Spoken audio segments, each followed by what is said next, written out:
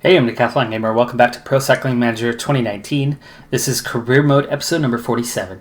We open up with Eschborn Frankfurt, 198 kilometer race. It is a World Tour race, though it's not a major one. There's only a couple climbs early on. Ultimately, it is a sprint one, and we are bringing Phillips into it. So we're going to jump straight to the end for the hopeful chance at a sprint victory. Into Frankfurt now, and the field is splitting very, very quickly. We actually just now pulled in the rest of the breakaway group, and a new small group of riders are actually trying to attack. So Gaudry was just dropped. He's got no pace. You see just how close this group is, and other groups have split as well. Daniel, unfortunately, himself trying to protect Brian, has been dropped. We're going to set these three to auto. If they make it back, that's great. If they don't, they don't. But there's only 21 riders left in the peloton.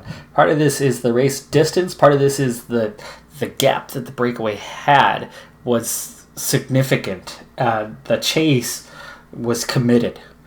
And with little bits of undulation throughout the stage, it did damage that wasn't recovered over time. So I'm down to actually just 4 riders with 13k to go, which isn't really the greatest for trying to attack now.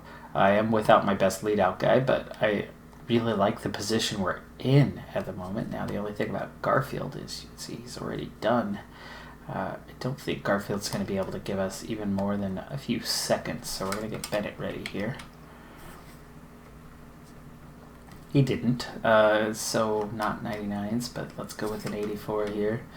By Bennett, Garfield, yeah, we're just going to set you to auto. I know you're about to get dropped. Okay, so soft lead out from Bennett. I almost want him to just kind of hold position, but I don't want to see something happen to where they're going to get dropped. Garcia, Cortana, Campanarts, Martin, that's a group that we cannot just let go. Daniel has regained contact. We'll see if he can get onto the back of the group. The other guys are useless to us at this point, but if Daniel can get back on, we might be okay. And he's still there. He's at the back, though, and he's got no energy. We still haven't pulled these guys back yet, but we're down to 6k, so let's get these other guys ready. I can't chase too hard right now, just because of kind of where we're at. 4.5k to go. Bennett nearly done. We're going to go with Ooms now. And he's going to go just that little bit hard. Wow, Toynes and Garcia Cortana attacking again. I don't know where they have that kind of energy, but they are attacking hard. And now it's 2.5k. So we're in for it. Ooms, give me your lead out for... Ooh, come on. 1.3. There is still somebody out in front of us. No, there is not. We are at the front of the field now. We cut. There's Toynes. And... Halverson is the favorite, so he's right on our wheel. And Stefan Kung, 1.3 still to go. I need a little bit more from Ooms. There we go. Now Phillipson, 1.1. He just lost his prime position, though, in that. Oh, and there's Pascal Ackermann. Those are the two favorites. I think we're in a really strong position for third. We should be able to beat Cosnefroy and Kung.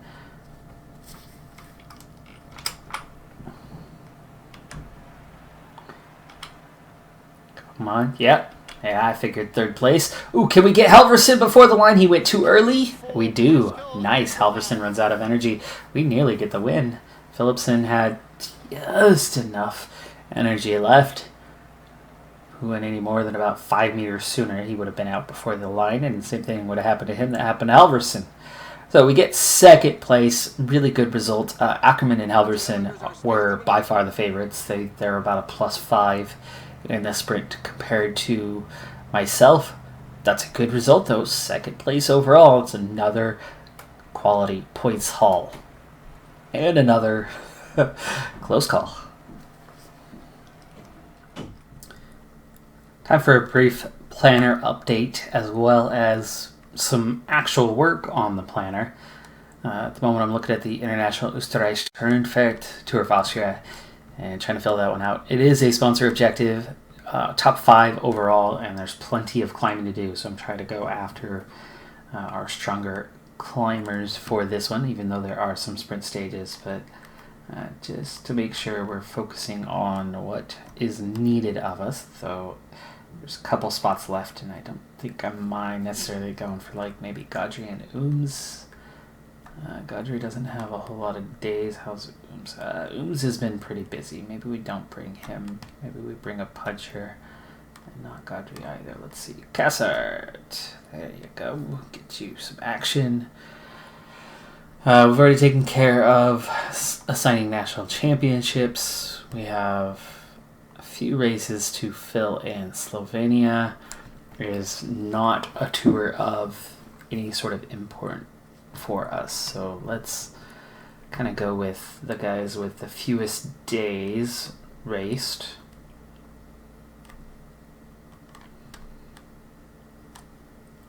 Give them a chance to fill out their calendars a little bit.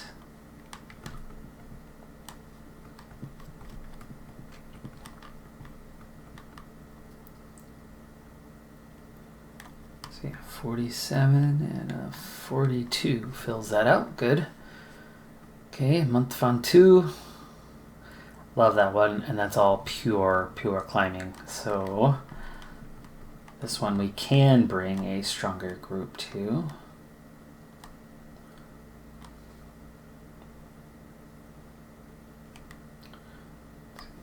Multi.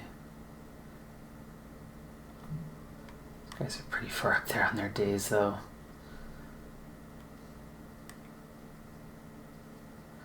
Garfield's okay on his climbing.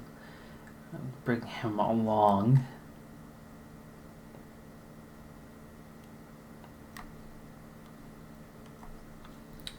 Okay, and then we have this one. And it's at the same time as the Beloise Belgium tour, so really just filling it out again. So not worried about bringing numbers, just bringing guys who need some days out on the bike.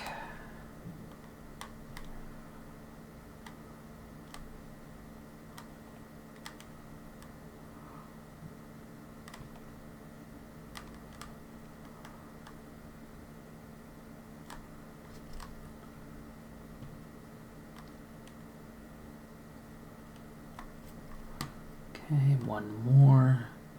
We have left Felchi, Logan Owen, or William Barta. One with those guys. All right, now we're looking good. Nearly there, filling this out. We've got the sprint with a little prologue. Do I want to use Phillipson? No. Miguel Bryan does have more days on the saddle than Phillipson, but this is not important, so we'll use Bryan and Mater, and then give them Gaudry and Greg Daniels. Fine. We need 2 more. Sean Bennett. And why not Ian Garrison? Go ahead. Alright, close. Only 2 more days to fill out on this part of the calendar. And then we're going to do a little review of some of the things that I've already selected. That says punchy, but it looks pretty sprint-like. But it's also not important. What about the other one? Also punchy.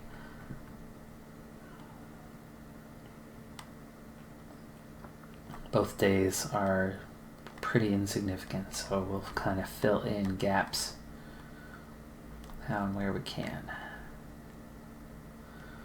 Sure, Garfield for both. Definitely not Evenepoel. Definitely not McNulty.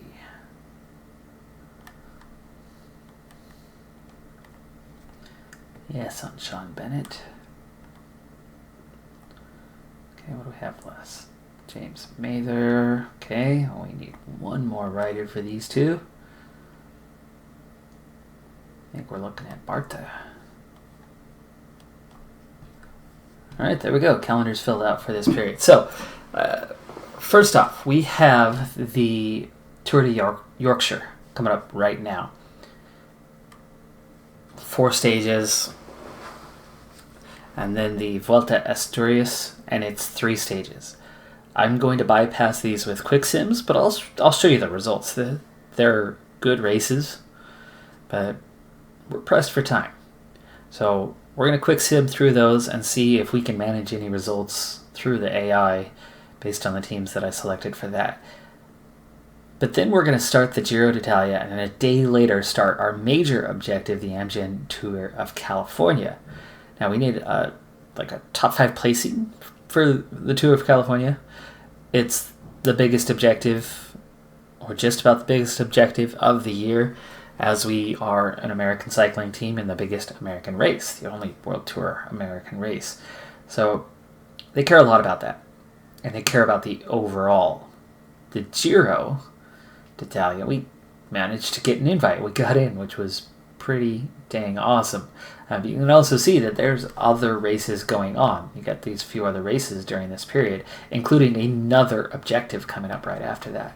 So looking at multiple objectives plus the Giro, none of these objectives involve anything regarding sprints.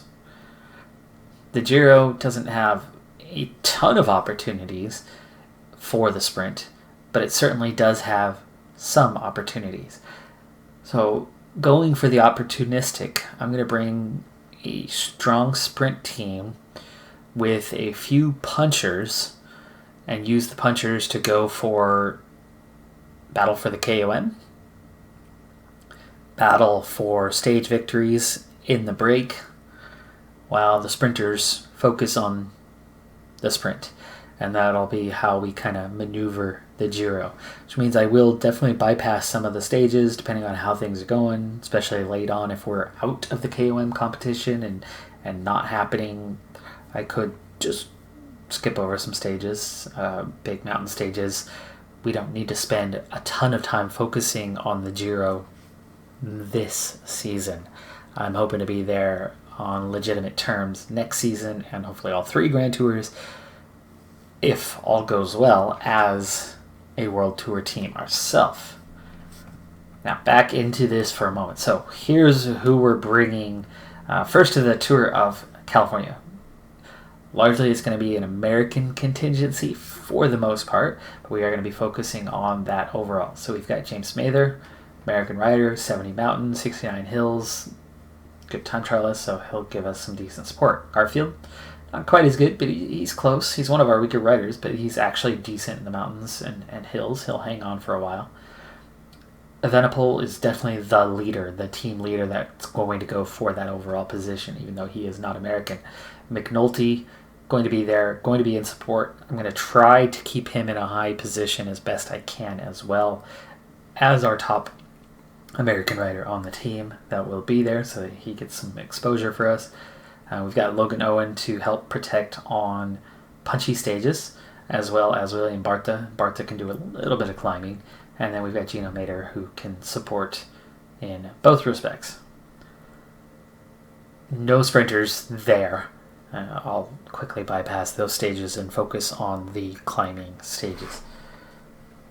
Now, for the Giro, like I said, it's going to be mostly sprinters, led by Philipsen. Points jersey if we can manage, but definitely looking for some stage victories. Godfrey to support that sprint. Felci, the Italian rider, capable as a puncher. Gregory Daniel, kind of a filler. He's good on the flat, so he'll be early lead-out train. Dianigi, our other Italian rider, puncher. So both of our Italian riders are punchers. They're going to be spending a lot of time in the breakaways, getting some exposure. Maxime Ooms, lead-out train. Miguel Bryan, of course, the main lead-out man. And then Jonathan Narvaez, the one who is going to legitimately focus on the KOM jersey, as he's got a really good hills rating and decent mountain rating. Between Dianigi and Felci. Felci could be at a better position, as he does have a 70 mountain and a 71 hill. So it could end up being Felci or Narvaez that we go for on that KOM. It'll depend on some early stages, but I'll try to acquire some points for both of them. That's what we have upcoming. Big section on the calendar, but let's go ahead and push into that next piece where we have first the Tour de Yorkshire. We have just 6 riders for this one: Gregory Daniel, Sean Bennett, Stan Godry, Ian Garrison, Miguel Bryan, and Lauren Cassart. So very weak team in the grand scheme of things. And you can see we're not even in the top 10 favorites, as we're going to quick sim through this first one. So very much bringing a B team to the party this time. Miguel Bryan manages 16th place in stage number 1. We have such a busy calendar, especially when you add in the Giro and that extra 21 days of riding. It has a massive impact on your calendar year. Now we have the Tour Asturias going on at the same time. Dianigi, Felci, Garfield, Mader, Nather, Narvaez, Owen, all punchy riders. 100%. We'll see if maybe someone somewhere can steal a stage. Narvaez into the top 10 favorites, but not by significant margin. But it'd be nice if we could steal a stage, or at least get a top 5 once or twice in this. Nothing in stage 1 though.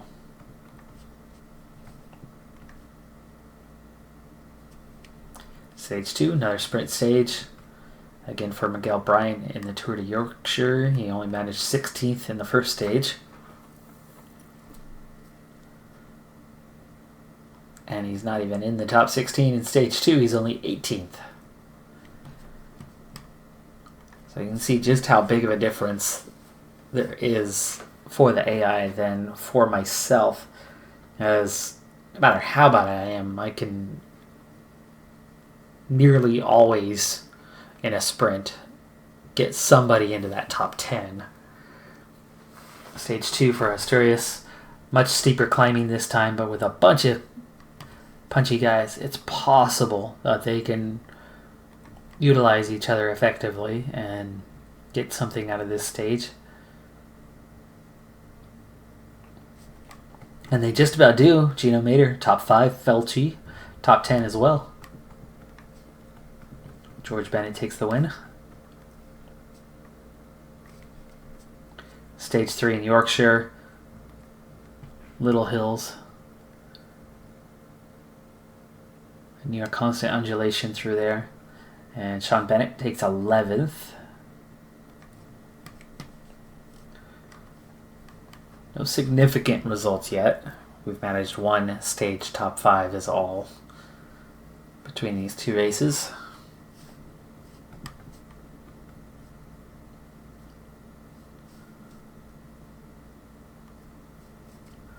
Final stage for Asturias.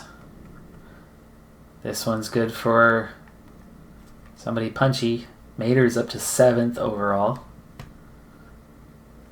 And Felci 9th overall. And Felci takes 13th on the stage, but no placements there. Felci hangs on for 7th. Mader drops to 10th. He lost some time on this one. But that's 2 guys inside the top 10, so that's worth a few points anyway. And finally, Yorkshire's final stage.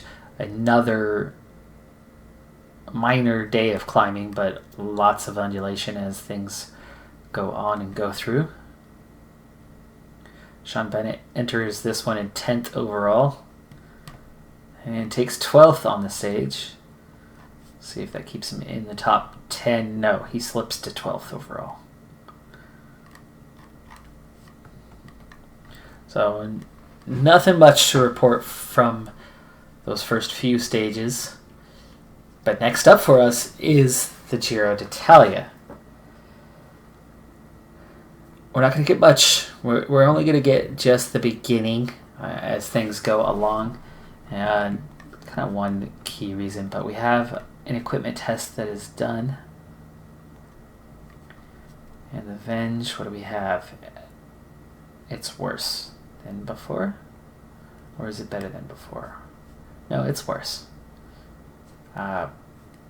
It's much worse.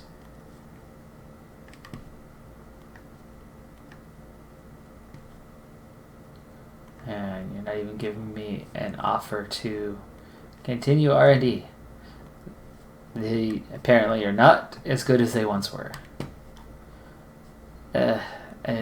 That's seriously not good, guys. Not good.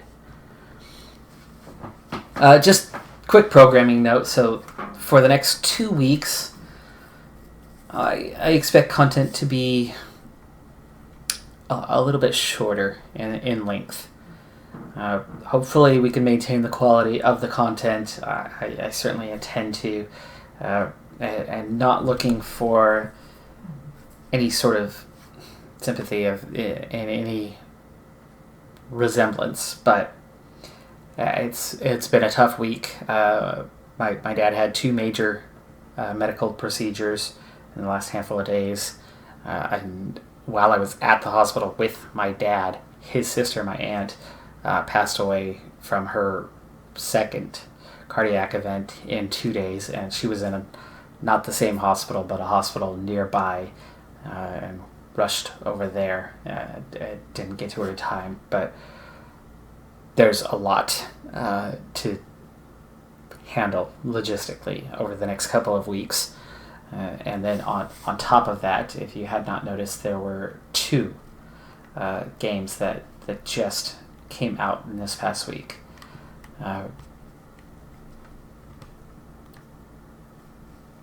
Stage 1, prologue mostly, 9.4 kilometers. We'll go ahead and do this one as we kick off the Giro. Though, obviously didn't bring a team that's dominant in this sense, but that is quite all right. We're not here for any sort of GC ambitions anyway. So Stefan Kung, the favorite, so that's all good. But anyway, with my dad's condition after his 2 major procedures, he's not able to do a whole lot right now, and so it's putting a lot of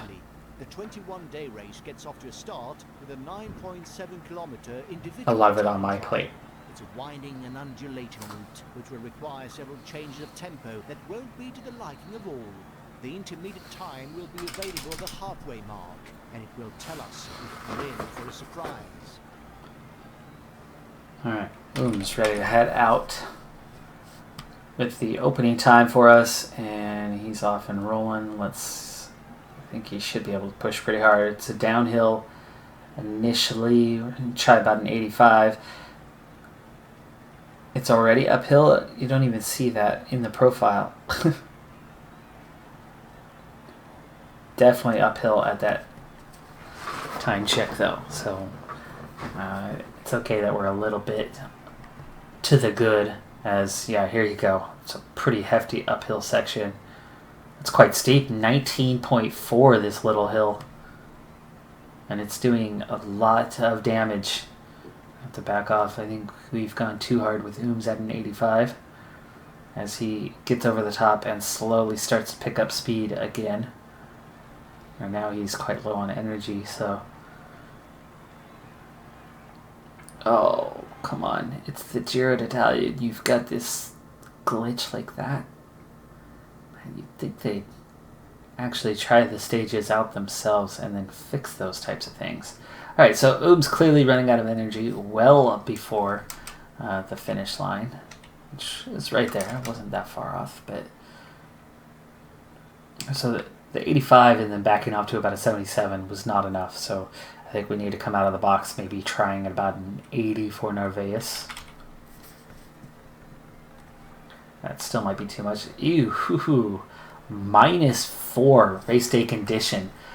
Somebody woke up on the wrong side of the continent, not just the wrong side of the bed. Ouch. It's especially hurting his prologue, so fantastic. He's going to have just a terrible time today. But Narvaez, good hills guy, comes out of that in relatively decent shape as he gets up and over the top with not a whole lot left towards the finish. Still looks like 80's a little bit strong, but he's not out. He's made it to the final K before running out of energy.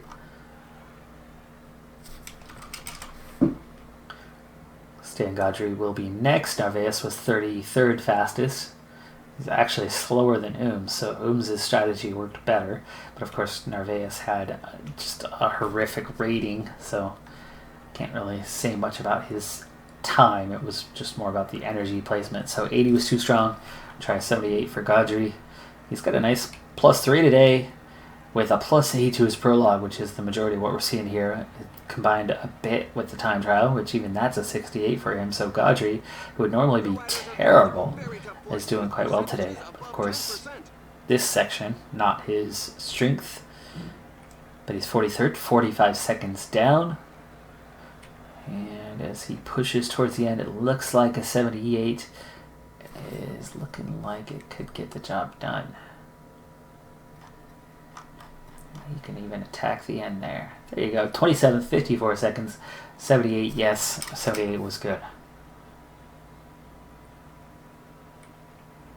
I'm thinking about the 79 because Narvaez, yes, we went 80 and he wasn't even close to making it, but Godry did have a little bit left, so maybe we try a 79. Okay, Felchi, here's our first and our only contestant on The Price is Right, or should I say the prologue is right. Felchi with his 79 is, holding pace. So yes, 79 seems to be the magic number today.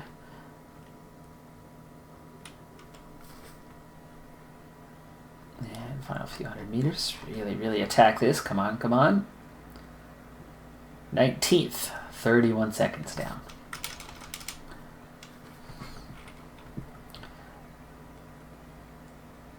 Dianigi, the next man to go.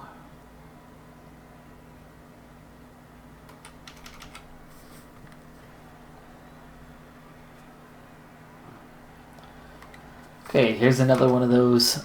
The condition looks nice, +2. Bumps his prologue up to a 71, so Dianigi could end up with an okay time here.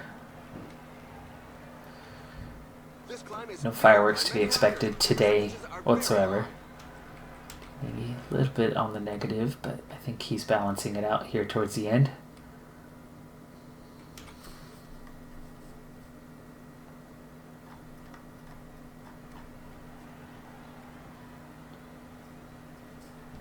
Bar had disappeared, but the heart rate had not dropped off, so he actually held on right till the end.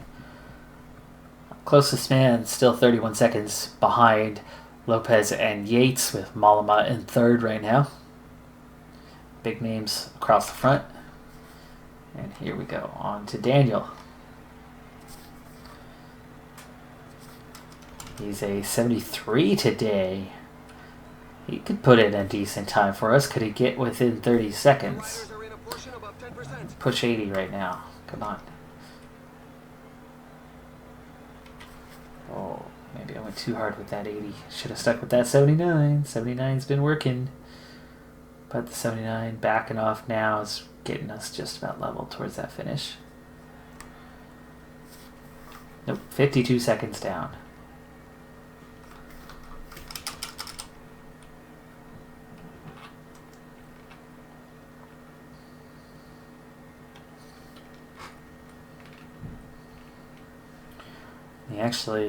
It was the first sector where he lost his time, so it was not about how hard we went. As Miguel Bryan, another -2 out there. We're getting some nasty rolls today. He is very weak in the time trial prologue, so he's going to lose some time today. Oof, he's out of energy. I'll just keep speeding him up. 141st, worst time. Part of that was on me, though. He ran out early and I didn't compensate. We just sped up, got him out of the way. He was not going to put up a decent time. Okay, so of course, another negative race day condition. What is going on? The majority of the team seeing a -2 today, and Philipson, could have had a 69 prologue, but today he gets a 67. meaning good luck with the time. This climb features some dreadful percentages.